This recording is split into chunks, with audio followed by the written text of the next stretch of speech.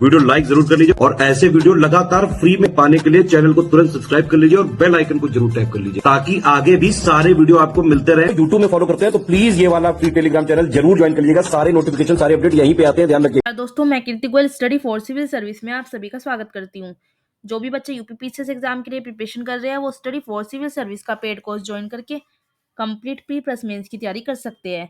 ज़्यादा जानकारी के लिए डिस्क्रिप्शन बॉक्स में जो नंबर दिए गए हैं उन पर मैसेज करके आप जानकारी ले सकते हैं, या फिर आप स्टडी फॉर सिविल सर्विस के ऐप पर जाकर वहाँ से कोई भी कोर्स परचेज कर सकते हैं।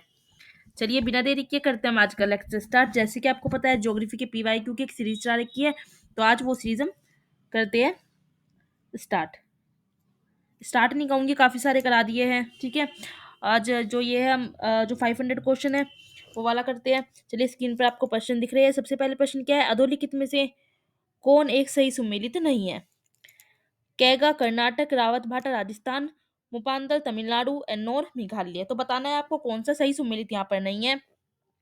तो ऑप्शन डी गलत हो जाएगा, क्योंकि एन्नौर जो है मेघालय में नहीं है और बाकी सब सही है। तो ऑप्शन डी क्या है यहाँ पे गलत, तो यहाँ पे पूछा है सुमेलित नहीं है, तो सबसे सही आंसर यहाँ पे यही हो जाएगा। चलिए अगले प्रश्न पे आ जाते हैं हम।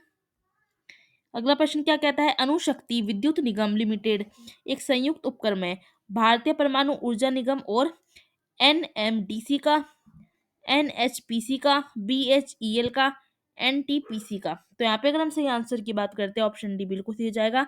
एनटीपीसी का ये क्या है, संयुक्त उपक्रम है। चलिए अगले प्रश्न पे आ जाते हैं हम।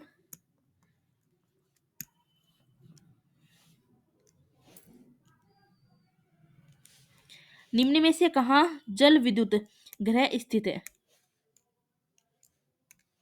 यहाँ पे कोयना, नेवेली, काठगोदाम और ट्राम्बे आपको दे रखा है। सही आंसर की बात करते हैं तो कोयना बिल्कुल सही हो जाता है। यहाँ पर जो कोयना है वो जल विद्युत ग्रह स्थित है। ठीक है, जल विद्युत ग्रह कहाँ पे स्थित है, कोयना में।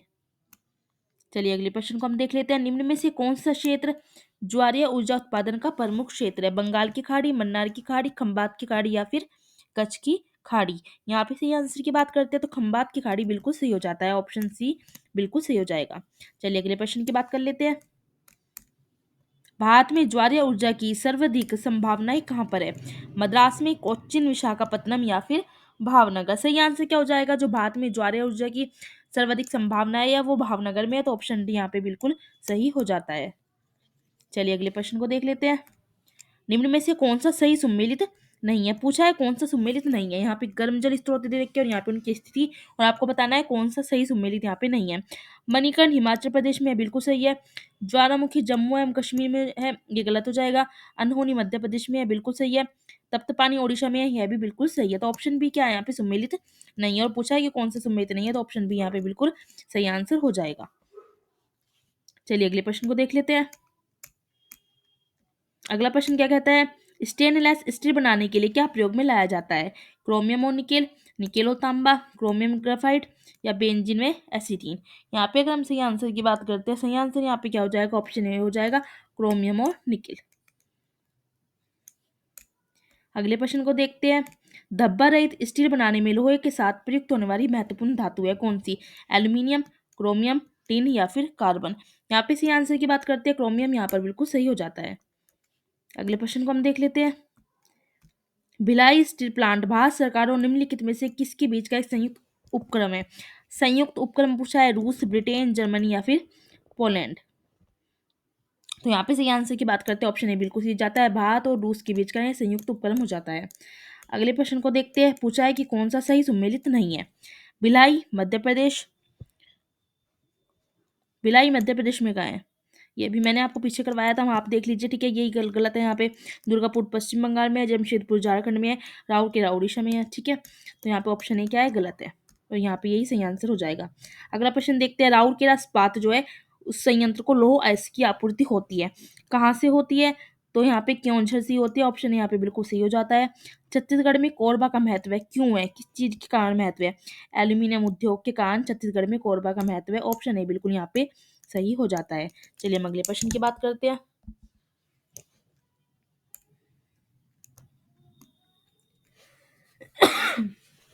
सॉरी।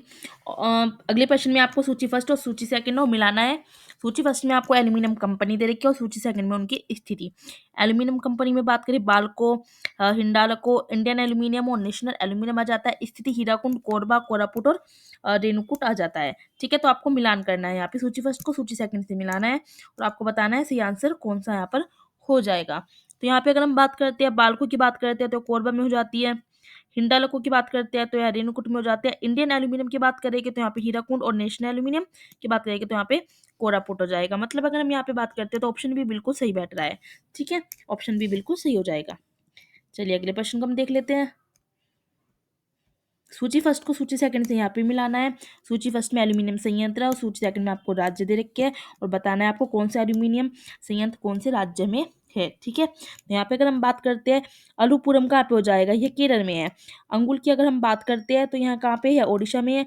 बेलगाम की बात करें तो यह कर्नाटक में है और कोरबा तो पता है आपको छत्तीसगढ़ में हो जाएगा।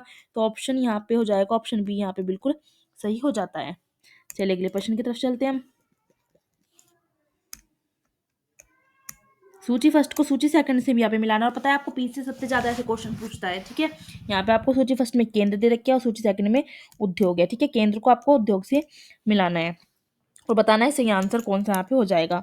हामले की बात करते हैं तो यह उर्वरक में आ जाता है। मोदी नगर की अगर हम बात करते हैं, ठीक है ना, मोदी नगर की अगर हम बात करते हैं तो रबड़ बिल्कुल सही हो जाएगा। बाराबंकी में क्या होता है, बाराबंकी में जो आ जाएगा यहाँ पे आपका पॉलीफाइबर और कानपुर में तो विस्फोट हो जाएगा। ठीक है, तो यहाँ पे आपको याद रखना है। तो यहाँ पे ऑप्शन सी बिल्कुल सही हो जाता है।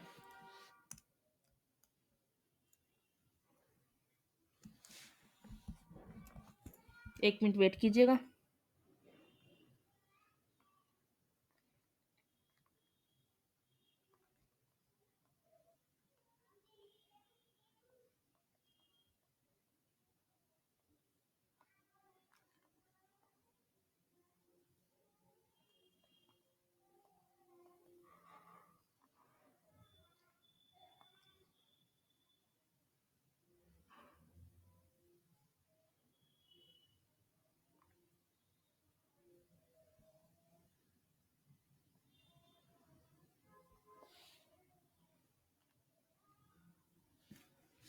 चलिए अगले प्रश्न की हम बात कर लेते हैं।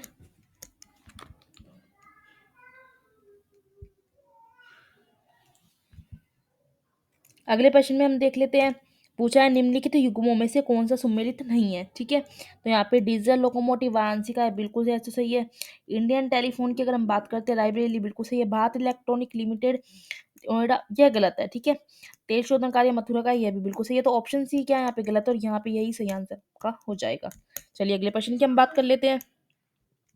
जिसके लिए चुनार प्रसिद्ध है वो चीज कौन सी है, कांच उद्योग के लिए, सीमेंट उद्योग के लिए, बीड़ी उद्योग या उपयुक्त में से कोई नहीं। तो जो चुनार है वो प्रसिद्ध किसके लिए, सीमेंट उद्योग के लिए चुनार जो है प्रसिद्ध है। ऑप्शन बी यहाँ पे बिल्कुल सही हो जाता है।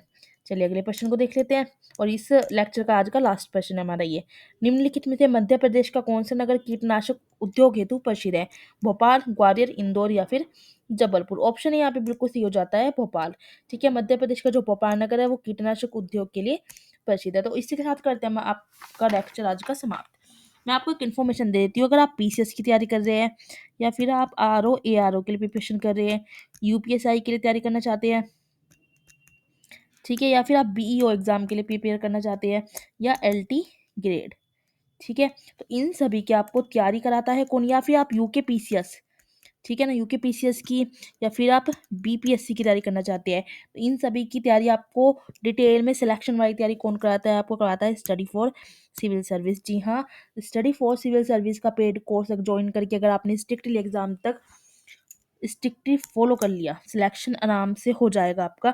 आप देख सकते हो इस बार जो पीसीएस का पेपर हुआ था उसमें 134% जो है directly study for civil service के कंटेंट से आए हैं। ठीक है, जो कट ऑफ निकालने के लिए काफ़ी ज़्यादा है।